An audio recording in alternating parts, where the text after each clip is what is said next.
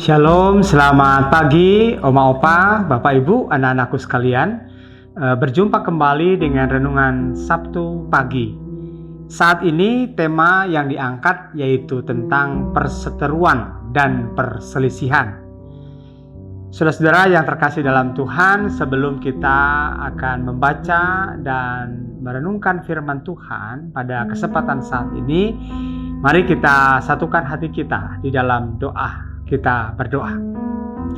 Kami bersyukur pagi hari ini ya Tuhan diperjumpakan kembali melalui Renungan Sabtu Pagi Gereja Kristen Pasundan Immanuel Karawang. Biarlah kiranya Tuhan, hikmat Tuhan berikan kepada kami dalam pembacaan dan perenungan firman Tuhan ini, agar kami semakin dikuatkan dalam iman percaya kami. Bapa Allah yang Maha Baik, demikian juga kami boleh mengucap syukur untuk setiap kasih dan penyertaan Tuhan di sepanjang hari-hari yang sudah kami lalui. Kami memohon hikmat-Mu ya Bapa, baik yang mendengar maupun hamba-Mu yang menyampaikan firman Tuhan saat ini. Di dalam nama Yesus Kristus kami berdoa. Amin. Bacaan firman Tuhan kita pada saat ini dari 1 Korintus pasal 1 ayatnya yang ke-11 sampai dengan ayatnya yang ke-13. 1 Korintus pasal 1 ayat 11 sampai 13. Demikian firman Tuhan. Sebab saudara-saudaraku, aku telah diberitahukan oleh orang-orang dari keluarga Chloe tentang kamu, bahwa ada perselisihan di antara kamu.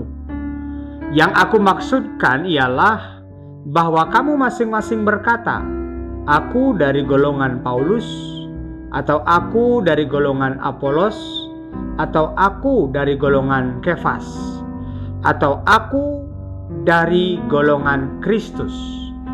Adakah Kristus terbagi-bagi? Adakah Paulus disalibkan karena kamu? Atau adakah kamu dibaptis dalam nama Paulus? Demikian pembacaan firman Tuhan kita. Bapak Ibu, saudara-saudara yang terkasih dalam Tuhan, Oma Opa, anak-anakku sekalian, kita tahu bahwa di dalam kehidupan kita banyak sekali ya kalau kita berbicara soal perbedaan. Tidak usah jauh-jauh Bapak Ibu dan saudara-saudaraku, ketika dua orang dipertemukan, maka di situ pun juga pasti ada perbedaan. Bahkan Bapak Ibu dan saudara-saudaraku, dalam sebuah statement dinyatakan bahwa kembar identik sekalipun, maka di dalam diri mereka itu pasti akan ada juga perbedaan. Nah, oleh karena itu, apalagi kalau kemudian 2, 3, 4, 5, 10 atau banyak orang yang berkumpul dalam jumlah yang besar, maka semakin besar juga akan memunculkan perbedaan. Nah, saudara-saudara yang terkasih di dalam Tuhan, dalam perbedaan-perbedaan itu kalau kita tidak bisa memanagenya, tidak bisa mengelolanya sedemikian rupa, maka bisa memunculkan perseteruan. Perseteruan di antara satu pribadi dengan pribadi yang lain. Orang bisa bermusuhan, bisa memunculkan perselisihan, perbedaan pendapat, perbedaan pandangan, yang kalau kemudian itu perbedaan-perbedaan itu tidak bisa dikelola dengan baik, maka bisa memunculkan perpecahan.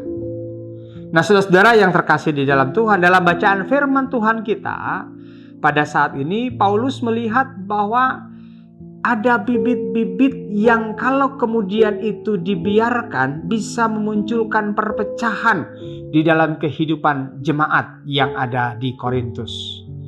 Jemaat Korintus, jemaat yang heterogen. Jemaat yang terdiri dari berbagai latar belakang dari jemaatnya, anggota jemaatnya yang berbeda-beda. Nah, diungkapkan di dalam bacaan firman Tuhan kita, di dalam jemaat di Korintus ini ada mereka yang termasuk dalam golongan Kefas, Ada mereka yang termasuk di dalam golongan Kristus, golongan Apolos, golongan Paulus.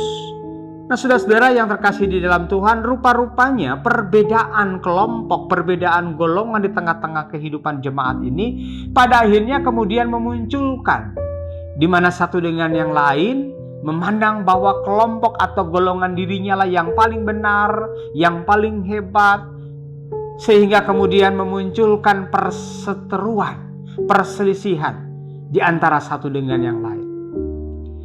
Nah, kalau ini kemudian dibiarkan terus, maka akan memunculkan perpecahan di tengah-tengah kehidupan jemaat di Korintus. Nah, oleh karena itulah kemudian Paulus mengajak supaya jemaat di sana bisa memahami apa yang harus mereka lakukan. Janganlah kemudian perbedaan pendapat, perbedaan pandangan ataupun golongannya itu, tetapi yang harus dikedepankan tidak lain adalah bagaimana sebenarnya mereka satu dalam iman mereka, yaitu kepada Yesus Kristus. Nah, Bapak, Ibu, dan saudara-saudara yang terkasih di dalam Tuhan, mengingatkan kembali untuk suami istri ya yang sudah mengikat janji seia sekata, sehidup semati. Janji pernikahan diungkapkan oleh suami dan istri, saling menerima kelebihan dan kekurangan, dan bagaimana keduanya berkomitmen untuk kemudian membangun kehidupan keluarganya itu bersama-sama. Dapat dibayangkan Bapak, Ibu, dan saudara, kalau kemudian suami istri dengan berbagai keragaman latar belakang mereka tidak bisa kemudian menyatukan visi mereka dalam membangun kehidupan rumah tangga, maka tentu kehidupan rumah tangganya tidak akan bisa berjalan dengan lama. Nah, tentu ini sesuatu yang tidak kita harapkan. Nah, oleh karena itulah bagaimana kemudian suami istri itu kiranya dapat mengembangkan sikap yang sehati, sepikir, seia sekata seperti yang ditunjukkan di dalam bacaan firman Tuhan kita. Kalau kita membaca di dalam ayatnya yang ke-10 berbicara tentang itu. Perseteruan, perselisihan akan mengakibatkan kehancuran. Dan tentu itu sesuatu yang tidak dikehendaki. Oleh karena itu, maka sebagai suami dan istri harus mengedepankan bagaimana satu dengan yang lain bukan hanya saja saling menerima keterbatasan, kekurangan, dan kelebihannya, tetapi juga satu dengan yang lain bisa bersama-sama, berjalan bersama, sehati sepikir di dalam membangun kehidupan rumah tangganya. Demikian juga Bapak, Ibu, dan saudara-saudara yang terkasih di dalam Tuhan, kalau kita melihat ya di dalam keluarga pun juga ya ada orang tua, ada anak-anak ya, ada kakak, adik, ada saudara, dan seterusnya. Perbedaan pasti ada di antara satu dengan yang lain. Kakak dengan adik bisa berbeda, bisa saja berbeda. Tetapi kemudian yang harus kita lakukan adalah bagaimana di dalam kehidupan kita bisa mengelola perbedaan-perbedaan itu dengan bijak dan hikmat dari Tuhan. Jangan kemudian perbedaan itu mengakibatkan perseteruan ataupun juga perselisihan. Tentu itu sesuatu yang tidak kita harapkan, tidak kita inginkan. Demikian juga dalam konteks persekutuan kita di jemaat. Kita tahu ya, di jemaat kita keragaman latar belakang jemaatnya itu sangat-sangat berbeda-beda. Tetapi bagaimana kemudian kita bisa satu dengan yang lain? Bukan hanya seperti yang diungkapkan tadi, menerima kelebihan dan kekurangan kita, tetapi memanage perbedaan-perbedaan sedemikian rupa agar jangan kemudian terjadi perseteruan dan perselisihan. Oleh karena itu, Bapak, Ibu, dan saudara-saudara yang terkasih dalam Tuhan, marilah kita memohon hikmat Tuhan, karena dengan hikmat Tuhan kita akan mampu untuk bisa mengelola perbedaan-perbedaan yang ada di sekitar kita, sehingga kemudian kita bisa mengarahkan justru dengan perbedaan-perbedaan itu untuk bisa saling mengisi, saling melengkapi satu dengan yang lain, bukan menjadikan pertengkaran dan perselisihan. Pertengkaran dan perselisihan pastinya tidak akan memberikan damai sejahtera dalam hidup kita. Dan saya percaya dan saya yakin bahwa kita semua ingin ada damai sejahtera dalam hidup kita. Oleh karena itu, Berusahalah kita memohon hikmat Tuhan agar tidak terjadi perseteruan dan perselisihan dimanapun kita berada. Tuhan Yesus memberkati. Amin. Mari kita satukan hati kita di dalam doa. Kita berdoa. Bapa yang baik, Allah yang penuh kasih, mengucap syukur untuk firman yang boleh kami dengar saat ini. Mengingatkan kepada kami bahwa perseteruan ataupun perselisihan adalah sesuatu yang tidak dikehendaki Tuhan, bahkan akan membawa kami pada kehancuran. Untuk itu ya Tuhan, berilah kami hikmat agar dimanapun kami berada, kami dapat mengelola berbagai perbedaan yang ada dalam diri kami dengan saudara-saudara kekasih kami, ataupun juga terkait dengan keragaman yang ada di dalam kehidupan kami, baik dalam lingkup persekutuan maupun juga dalam lingkup berbangsa dan bermasyarakat. Bila kami mampu mengelola segala sesuatunya itu dengan hikmat yang berasal daripada Tuhan, yang justru akan membawa kami untuk lebih saling menerima satu dengan yang lain, bahkan saling melengkapi, saling menghargai dan menghormati kepelbagian ataupun juga perbedaan yang ada.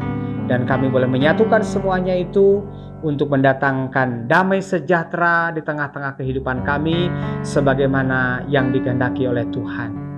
Berilah kami hikmat di dalam tuntunan Roh Kudus-Mu agar kami dapat melakukan firman Tuhan ini. Berkati dan sertai Tuhan aktivitas kami hari ini selama sepekan ke depan. Kiranya kuasa Tuhan di dalam Roh Kudus yang akan meneguhkan dan menguatkan kami di dalam melakukan firman Tuhan ini. Terima kasih ya Bapa. Di dalam Yesus Kristus kami berdoa. Amin. Selamat beraktivitas. Tuhan Yesus memberkati dan berjumpa kembali di Resapi Sabtu depan. Tuhan memberkati.